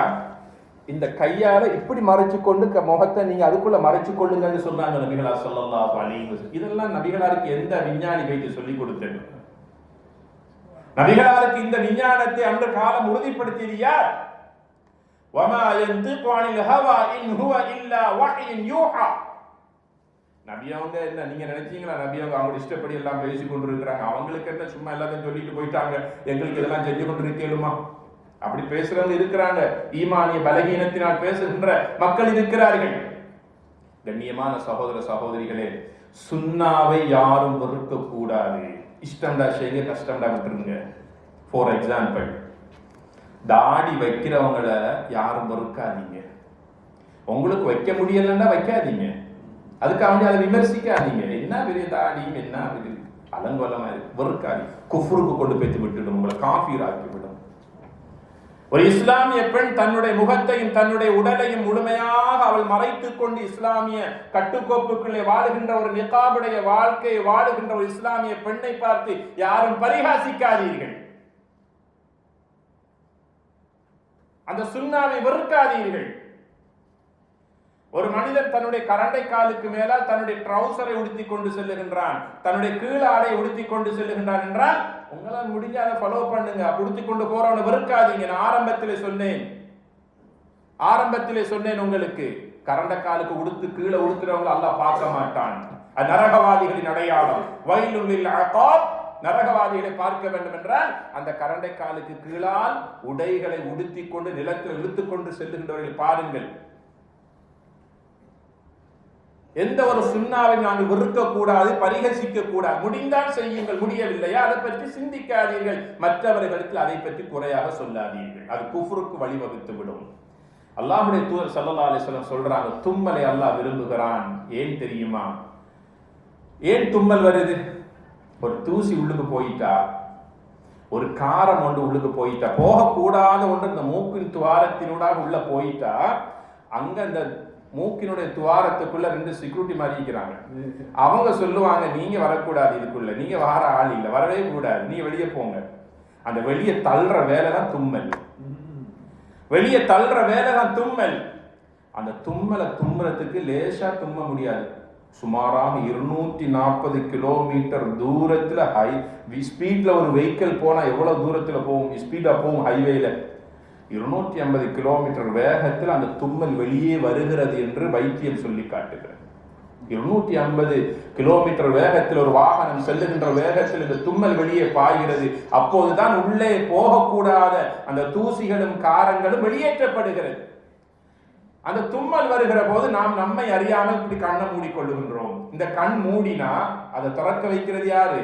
அல்லாஹ். அதுக்குத்தான் அல்ஹம்துலில்லாஹ். வேகமாக தும்முறதுக்காக அதிகமான சுவாசிக்க வேண்டி இருக்கிறது. அதிகமான ஆக்சிஜனை, அதிகமான காற்றை நாம் உள்ளே இழுத்துத்தான் அதை வெளியே தள்ள வேண்டும். அதற்காக வெளியே இருக்கக்கூடிய அதிகமான காற்றை சுவாசிக்கின்ற போது அது உள்ளே செல்லுகிறது. உள்ளே சென்ற அந்த ஆக்சிஜன் காற்று வெளியே வரவில்லை என்றால் எங்களுடைய நுரையீரல் எல்லாம் அப்படியே வீங்கி வெடித்து விடும், உடலுக்கு உயிருக்கு ஆபத்து விடும். அதனால உள்ளே சென்ற காற்று சுலபமாக வெளியேற்றப்பட்டதற்காக அல்ஹம்துலில்லாஹ் சொன்னாங்க நபிகளார் ஸல்லல்லாஹு அலைஹி வஸல்லம். தும்மினா அல்ஹம்துலில்லாஹ் சொல்லுங்க.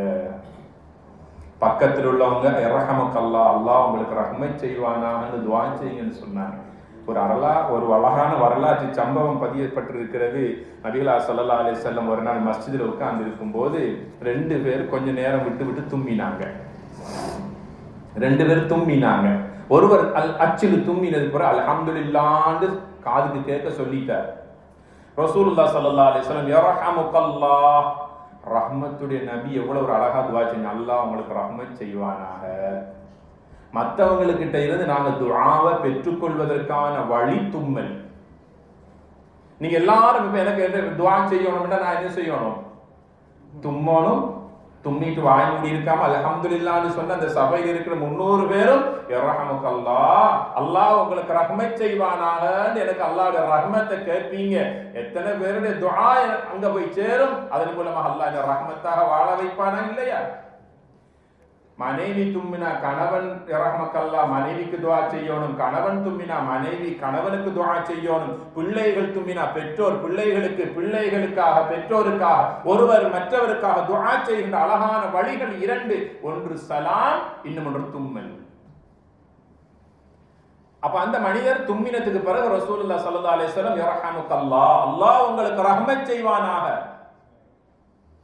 பக்கத்தில் இந்த மனிதன் கொஞ்ச நேரத்துக்கு இப்படிதான். தும்மல் என்றது ஒரு உணர்வு. எங்களுக்கு தேவையில்லை, எங்க மலசல கூட போகணும், ஒஷ்ரூம் போகணும்னு தேவையில்லை. கண்டா சில பேருக்கு வர பார்க்கணும். அல்லது ஒருத்தர் தும்மினார், அவருக்கு தும்மல் தேவையில்லை, மற்றவர் தும்மினா அவரை பார்த்தா அவர் கொஞ்ச நேரத்தில் இவருக்கு தும்மல் போகும். உணர்வு. கொஞ்ச நேரத்தில் அடுத்த சைட்ல இருந்த ஒருத்தர் தும்மினவரை சும்மா அப்படி வாய்மொழி கப்சிப்பா இருக்கிறார். அவர் அல்ஹம்துலில்லாஹ் சொல்லல. நபிகள் நாயகம் ஸல்லல்லாஹு அலைஹி வஸல்லம் அவங்களும் யர்ஹமுக்கல்லாஹ்னு சொல்லல. அந்த மனிதர் கேட்டுட்டார், நபியே நாயகமே, அவர் தும்மி அல்ஹம்துலில்லாஹ்னு சொன்னார், நீங்க யர்ஹமுக்கல்லாஹ்னு அவருக்கு துஆ செஞ்சீங்க. நானும் தானே தும்மினேன், நீங்க எனக்கு யர்ஹமுக்கல்லாஹ் சொல்லலையே. நபிகள் நாயகம் ஸல்லல்லாஹு அலைஹி வஸல்லம் ஒரு செய்தி இந்த உம்மத்தினருக்கு சொன்னார்கள், யார் ஒருவர் தும்மி அல்ஹம்துலில்லாஹ் என்று சொல்லுகின்றாரோ அவருக்கு நீங்க இரஹமக்கல்லாஹ் என்று துஆ செய்யுங்கள். யார் ஒருவர் தும்மி அல்லாஹ்வை புகழவில்லையோ அல்ஹம்துலில்லாஹ் என்று சொல்லலையோ அவருக்கு இரஹமக்கல்லாஹ் யாரும் சொல்லாதீங்கன்னு சொன்னாங்க நபிகள் நாயகம் ஸல்லல்லாஹு அலைஹி வஸல்லம். எந்த இடத்துல, எந்த மஜ்லிஸ்ல, எந்த சந்தர்ப்பத்தில் தும்மல் போனாலும் அந்த ஒழுக்கங்களை பின்பற்றி மற்றவர்களிடத்தில் இந்த மூக்கிலிருந்து வாயிலிருந்து சிந்தப்படுகிற சளிகள், எச்சில் போன்றவைகள் மற்றவர்களிடத்தில் பட்டு விடாமல், படிந்து விடாமல் அந்த ஒழுக்கத்தை பேணி தும்மியதற்கு பிறகு மற்றவங்களோட காதுக்கு நாங்கள் சொல்ற அல்ஹம்துலில்லாஹ் கேட்கணும். அப்பதானே அவங்க துஆ செய்வாங்க. எங்கட கல்பால அல்ஹம்துலில்லாஹ் சொல்லக்கூடாது.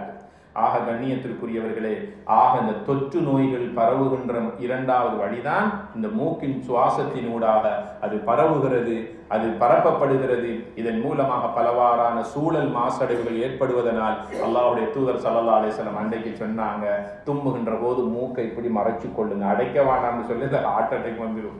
மறைச்சு கொள்ளுங்க, மூக்கை மறைச்சு கொள்ளுங்க. அல்லாஹ் தஆலா கொட்டாவியை ஏன் வெறுக்கிறான் என்றால், கொட்டாவி விடுறதுக்காக ஒரு மனிதன் வாயை புழக்கிற போது அதன் ஊடாக ஷைத்தான் உள்ளே இலகுவாக நுழைந்து கொள்கிறான் என்று சொன்னார்கள். கொட்டாவி வந்தா உங்களோட வாயை மறைச்சு கொள்ளுங்கன்னு சொன்னாங்க. உங்களோட வாய்க்குள்ள இருக்கக்கூடிய அசிங்கங்களை மற்றவங்களுக்கு காட்டிடாதீங்கன்னு சொன்னாங்க. வாயை மறைச்சு கொள்ளுங்க. மட்டுமல்ல, அது ஷைத்தானுடைய பண்பு. அதனால ஷைத்தானை விட்டும் பாதுகாப்பு தேடுங்க. கொட்டாவி விட்டு அஊது பில்லாஹி மினஷ் ஷைத்தானிர் ரஜீம். கண்ணியத்திற்குரிய அல்லாஹ்வுடைய நல்லடியார்களே, இப்படியெல்லாம் நிறைய செய்திகளை நாம் பார்த்து கொண்டிருக்கிறோம். அடுத்ததாக நேரத்தை கவனத்தில் கொண்டு நான் சுருக்கமாக இந்த 2 விடயத்தை சொல்லி நான் முடிவுரைக்கு வருகிறேன். நாங்கள் தண்ணி குடிக்கிற போது நபிகளார் ஸல்லல்லாஹு அலைஹி வஸல்லம் சொன்னாங்க, உட்கார்ந்து குடிங்கன்றாங்க. லா தஷ்ரபன்ன காயிமன். தண்ணி குடிக்கும் போது, ட்ரிங்க் குடிக்கும் போது, டீ குடிக்கும் போது, எதை குடிச்சாலும் சரி நின்று கொண்டு குடிக்காதீங்க, உட்கார்ந்து குடிங்க. இரண்டாவது சொன்னாங்க, டீ அந்த அந்த குடிக்கக்கூடிய கப்ல உள்ளுக்க மூச்சு விட்டு விட்டு குடிக்காதீங்கன்னு சொன்னாங்க. மூணாவது சொன்னாங்க, ஒட்டகம் குடிப்பதை போல ஒரே மூச்சில வச்சு இழுத்து முடிச்சிடாதீங்க. எவ்வளவு ஒரு அழகான சுண்ணாவை பாருங்கள். குடிக்கிறதுக்கு முன்னால அதை கொஞ்சம் பாருங்க, ஏதாவது தூசிகள், ஏதாவது பூச்சிகள், எறும்புகள் போன்ற ஏதாவது அழுக்குகள் அதுல இருக்கிறதா என்பதை பாருங்க. அப்படி ஏதாவது இருந்தால் ஊதி ஊதி குடிக்காதீங்க, அது சைத்தால் அப்படி கொட்டி விட்டு மெய்தியை குடியுங்கள் என்று நபிகள் நாயகம் ஸல்லல்லாஹு அலைஹி வஸல்லம் சொன்னார்கள். குடிக்கிற கோப்பைக்குள்ள மூச்சு முட்டு விட்டு குடிப்பதை நபிகளார் ஸல்லல்லாஹு அலைஹி வஸல்லம் வெறுத்தார்கள், தடுத்தார்கள். ஏன்? எங்கட மூக்கின் துவாரத்தினூடாக வெளியேற்றப்படுவது நச்சு வாயுக்கள், சுத்தமானவைகள் அல்ல.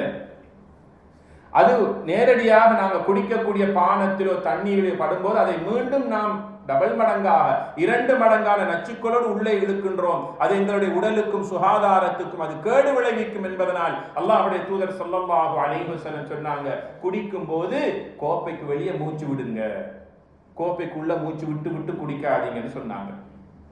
நின்று கொண்டு ஏன் குடிக்க கூடாது என்றால், நின்று கொண்டு குடிக்கும் போது நாங்கள் குடிக்கக்கூடிய அந்த தண்ணீர் நேரடியாக அந்த இறப்பையை அடைகிறது. இது நாளாந்தம் குடிக்க குடிக்க நேரடியாக அந்த இறப்பைக்குள் செல்லுகிற போது தண்ணீர் வேகமாக செல்லுவதனால் அந்த இறப்பையினுடைய ஓரங்கள் உராய்வு தன்மை அடைந்து அது காயப்பட்டு காலப்போக்கிலே குடல் புண் ஏற்படுவதற்கு காரணமாக அமைந்துவிடும். அந்த குடல் புண்ணின் மூலமாக கேன்சர் போன்ற உயிருக்கு ஆபத்தான நோய்கள் அதன் மூலமாக ஆரம்பிக்கப்படும், உருவாக்கப்படும். அதனால் அந்த நின்று கொண்டு குடிப்பதை இன்றைய விஞ்ஞானம் தடுத்திருக்கிறது. உட்கார்ந்து குடிக்கும் போது நேரடியாக அந்த தண்ணீர் இறப்பைக்கு செல்லுவதில்லை. அது ஆங்காங்கே உள்ள பட்டைகள் எல்லாம் சுற்றி சுற்றி சுற்றி சுற்றி சுற்றி மெதுவாகத்தான் அங்கே போய் சேருகிறது. அதனால் எங்களுடைய குடலுக்கு அது எந்த விதமான உராய்வு தன்மைகளை ஆபத்துக்களை அது கொடுப்பது கிடையாது. அப்ப நின்று கொண்டு குடிக்கிறதுக்கு சில ஹதீஸ்கள் இருக்கத்தானே செய்து, அதை என்ன சொல்றீங்க? நிச்சயமாக நபிகள் நாயகம் ஸல்லல்லாஹு அலைஹி வஸல்லம் உட்கார்ந்தும் குடிச்சிருக்கிறாங்க, நின்றும் குடித்திருக்கிறார்கள். இப்னு அப்பாஸ் ரலியல்லாஹு அன்ஹு சொன்னாங்க, ஜம்சம் தண்ணீரை கொண்டு போய் ரசூலுல்லாஹ் ஸல்லல்லாஹு அலைஹி வஸல்லம் கையில கொடுத்தேன், அவங்க நின்று கொண்டு ஜம்சம குடிச்சாங்கன்னு சொன்னாங்க நபிகளார் ஸல்லல்லாஹு அலைஹி வஸல்லம். சில சந்தர்ப்பங்கள்ல எங்களுக்கு தண்ணி தாவமாக இருக்கும், குடிக்கணும், உட்கார்றதுக்கான வசதி வாய்ப்பு இல்லை, சேர்ஸ் இருக்காது, அல்லது நாங்கள் உடுத்திருக்கிற உடுப்புகள் கீழே உட்கார முடியாது. அப்படியாக இருந்தால் தாகத்துக்கு தண்ணீர் நின்று கொண்டு குடிக்கலாம். சந்தர்ப்பம் இல்லை, அல்லது கீழே உட்காரத்துக்குரிய இடம் நஜீஸாக இருக்குது, அசுத்தமாக இருக்குது, அப்படியாக இருந்தால் குடிச்சு கொள்ளலாம். சந்தர்ப்ப சூழ்நிலைகளுக்கு மாத்திரம் அதனை பாவித்துக் கொள்ளலாம். ஆனால் அநேகமாக எல்லா வசதிகளையும் வாய்ப்புகளையும் பெற்ற ஒருவர் நின்று கொண்டு குடிப்பதனால் அவருடைய உடலுக்கும் ஆபத்து, அவருடைய உயிருக்கும் ஆபத்து, அவருடைய சுகாதாரத்துக்கும் ஆபத்து. அதனால ஸல்லல்லாஹு அலைஹி வஸல்லம் சொன்னாங்க, லா தஷ்ரபன்ன காயிமன், நின்று கொண்டு குடிக்காதீர்கள், உட்கார்ந்து குடியுங்கள் என்று சொல்லுகிறார்கள். கண்ணியத்திற்குரிய அல்லாஹ்வுடைய நல்லடியார்களே, இப்படியெல்லாம் அல்லாஹ்வுடைய தூதர் ஸல்லல்லாஹு அலைஹி வஸல்லம் அவர்கள் எங்களுக்கு சொல்லி தந்துவிட்டு இன்னும் ஒன்றை சொன்னார்கள். சாப்பிடும் போது சில ஒழுக்கங்களை பின்பற்றுங்கள். அன்னன் நபிய ஸல்லல்லாஹு அலைஹி வஸல்லம் இதா அகல தஆமன் லஇக அஸாபிஹு ஸலாஸ். நபிகளார் ஸல்லல்லாஹு அலைஹி வஸல்லம் அவர்கள் ஏதாவது ஒரு உணவை சாப்பிட்டு முடித்ததற்கு பிறகு விரல்களை நன்றாக சூப்பி கொண்டார்கள். 3 தடவைகள் விரல்களை சூப்பி கொள்ளுவார்கள். வீட்டில் எங்களோட மனைவி உணவு சமைத்ததற்கு பிறகு வீட்டில் உள்ளவங்களுக்கு கறிய பரிமாறும் போது கரண்டியைத்தான் யூஸ் பண்ணுவாங்க, ஸ்பூன் தான் யூஸ் பண்ணுவாங்க. கையால் யாரும் அள்ளி அள்ளி போடுறது இல்லையே. கையால் பாவிச்சா அந்த உணவு கெட்டு போய்விடும். ஸ்பூனால கரண்டியா பாவிச்சா அந்த உணவு கெட்டு போகாது. அப்ப கையில ஏதோ ஒன்று இருக்குது, அதான் அந்த உணவு கெட்டு போகுது, அந்த கறி மாசடைந்து பழுதாகுது. விஞ்ஞானம் சொல்லுகிறது, கையில் இருக்கக்கூடிய சில பதார்த்தங்களின் மூலமாக உண்ட உணவுகள் உள்ளே ஜீரணமாகுவதற்கு இந்த கையில் இருக்கக்கூடிய அந்த பதார்த்தங்கள் உதவி புரிகிறது. அதனால நபிகளார் ஸல்லல்லாஹு அலைஹி வஸல்லம் அவர்கள் சாப்பிட்டு முடிந்ததற்கு பிறகு கையை அப்படியே வைத்து கழுவ மாட்டாங்க. கை விரல்கள் சிவக்கின்ற அளவுக்கு சூப்பிக் கொள்ளுவார்கள். கை விரல் சிவக்கின்ற அளவுக்கு சூப்பிக் கொள்ளுவார்கள். இந்த நிலை எங்களோட வாழ்க்கையில் இருக்கிறதா இல்லையா என்று சிந்தித்து பாருங்கள். லா தத்ரி ஃபீ ஐயி தஆமிக்கும் பரக்கா.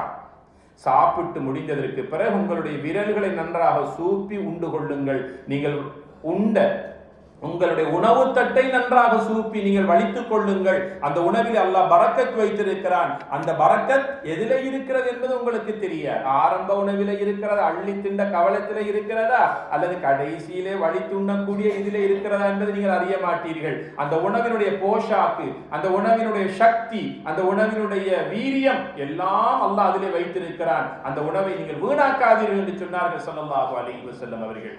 ஆக சுருக்கமாக சொல்ல போனால், நாங்கள் உண்டதற்கு பிறகு அந்த விரல்களை நன்றாக சூப்பிக் கொள்வது நபி வழி. அந்த சூப்பிக் கொள்வதன் மூலமாக ஜீரண தன்மை மிகவும் இலகுவாக்கப்படுகிறது, அதிகரிக்கப்படுகிறது என்பதனை இந்த ஹதீஸ்கள் மூலமாக நாங்கள் விளங்கிக் கொள்ளுகிறோம். அடுத்ததாக அல்லாஹ்வுடைய தூதர் ஸல்லல்லாஹு அலைஹி வஸல்லம் அவர்களிடத்தில் ஒரு சஹாபி வந்து கேட்டாங்க. ரபீஅத் இப்னு கஅப் ரலியல்லாஹு தஆலா வந்து கேட்டாங்க, நபியே நாயகமே, நாளைக்கு சொர்க்கத்துல நான் உங்களோட இருக்கணும், அதுக்கு என்ன செய்யணும்? அந்த விருப்பம் இதுல எல்லாருக்கும் இருக்குதானே? அல்லாஹு அக்பர், அல்ஹம்துலில்லாஹ். அல்லாஹ் எல்லாரையும் அந்த நபிகளாரோடு அந்த உன்னத சுவனபாக்கியத்தில் வாழ வைப்பானாக.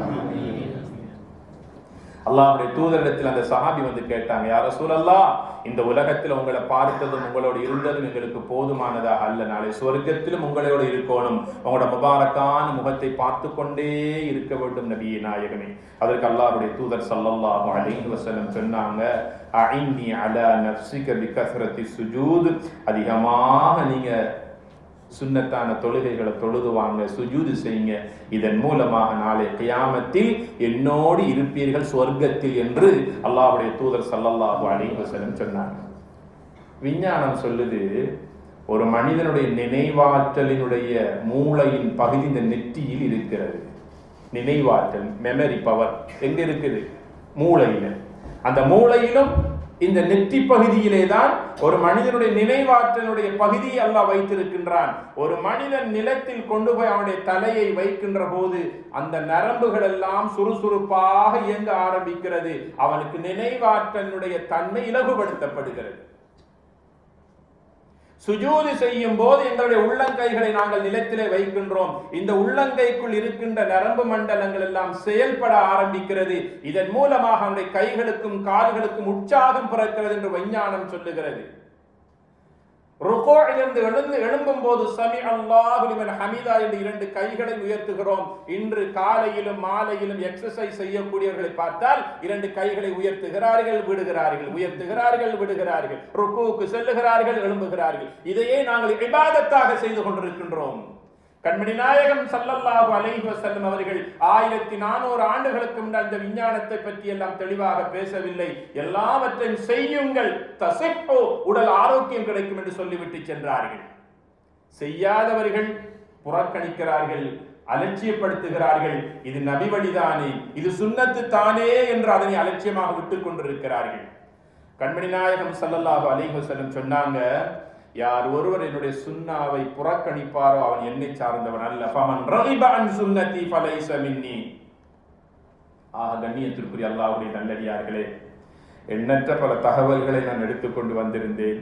நேரத்தில் கவனத்தில் கொண்டு நாங்கள் நாளாந்தம் அடிப்படையாக எங்களுடைய வாழ்க்கையில் தவறவிட்ட, எங்களுடைய வாழ்க்கையில் நாங்கள் சாதாரணமாக நினைத்து தவறவிட்ட விடயங்களை இனிமேலாவது தலைக்கு சிந்தனைக்கு எடுத்து எம் உயிரிலும் மேலான நபிகள் நாயகம் ஸல்லல்லாஹு அலைஹி வஸல்லம் அவர்கள் மீது நாம் மஹப்பத் வைத்திருக்கிறோம் என்பதற்கு அடையாளமாக இவற்றை நாம் என் வாழ்க்கையில் எடுத்து நடப்பதே அன்னாரின் மீது நாம் மஹப்பத் வைத்திருக்கிறோம் என்பதற்கு அடையாளமாகும்.